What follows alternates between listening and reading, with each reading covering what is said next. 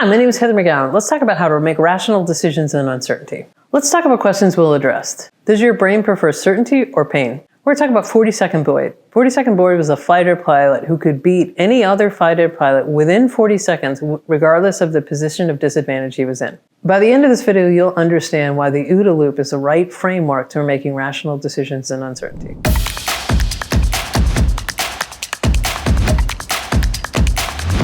Let's talk about your brain on uncertainty. What happens in uncertainty? When uncertainty, your brain doesn't like uncertainty. Even though our brains, we have the same brain we had in the Stone Age, and we had tons of uncertainty when we were hunter-gatherers, our modern age has led us to predict so many things and feel levels of uncertainty that we've become uncomfortable with uncertainty, so much so that it becomes a threat.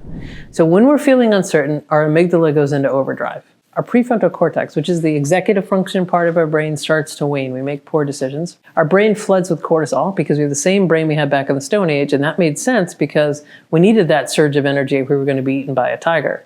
But if you've got an urgent email, you don't need that surge of cortisol. And in general, we go into reactive mode. So this visual might be helpful. This is a hunter-gatherer next to an office worker. When we were hunter-gatherers, there was no weather app, there was no food app. So modern life has gotten us to expect predictability. Your package will arrive by 3 p.m.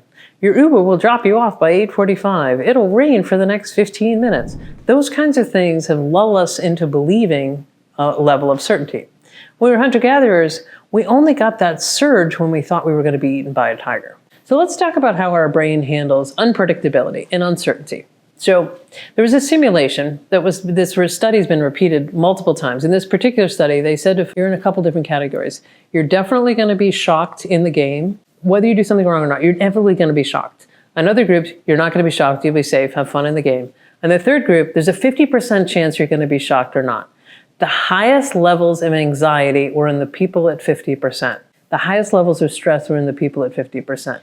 Our brain would prefer the certainty of pain than the uncertainty. We would rather have the pain than we would have the possibility of pain. That's how much our brain doesn't like uncertainty. So here's one of the things you can do to make rational decisions in uncertainty. First, break it down. What are the objective facts? What's unavoidable or unchangeable? Gravity, time. There's some things you just simply can't change. What are the factors you cannot change? Write them down. Next, what are the assumptions? What do you need to break your way? What things have to happen in order for your decision to be successful? And then what stories are you telling yourself? What are projections either about the past or what you're imagining about the future? What fears are coming into play?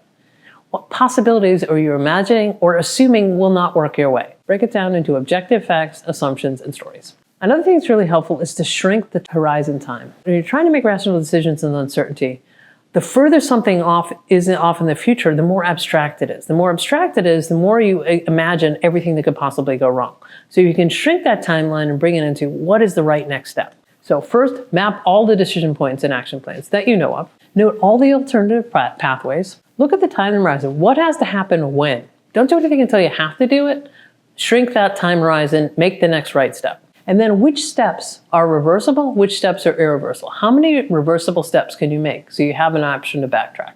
What are the probabilities? What could fail, what could succeed? Now, John Boyd's OODA Loop. John Boyd came up with this concept of the OODA Loop as a fighter pilot in the Air Force. And this is used by JP Morgan, it's used by CEOs and organizations, and it's a way of saying, what do I know? And then there are very specific steps. So this visual will be helpful. First, you orient. Then you say, okay, what new information do I have? What experience do I have that I can put into play? Put that information in context. What heuristics can I apply? Heuristics are kind of rule of thumb. Based on the new information I experience, what can I extrapolate? What analysis and synthesis can I do around that information? And then I got to make a decision. What is the decision? And the decision leads to an action. That's the process. But what's really important in here is you break it down into the phases of each of those processes. That first section is called observation. So observation is phase one. In phase one in observation, you've got to pay attention to the things around you. You can't make decisions with blinders on. You have to be open to the observations around you. Next, you go into orientation. Orientation is where you take that new information, the heuristics, the synthesis with your experience. And then you decide and then you act. What's really key in John Boyd's model is the feedback loops.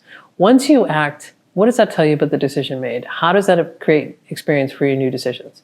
Once you act, you go back and look at what did I observe correctly or incorrectly? Based on my decision, how did I correctly synthesize? How do I add to my experience back for my next decision? So it's really about not the actual pathway to the decision, but the way you use those feedback loops. Because John Boy's OODA Loop is really helpful when you're making rational decisions. You can use these steps in your own life when you're trying to make rational decisions in uncertainty. I'm Heather Gowan. If this was helpful to you, you can click on the link below. My next video is called How to Manage Fear and Panic in Times of Uncertainty.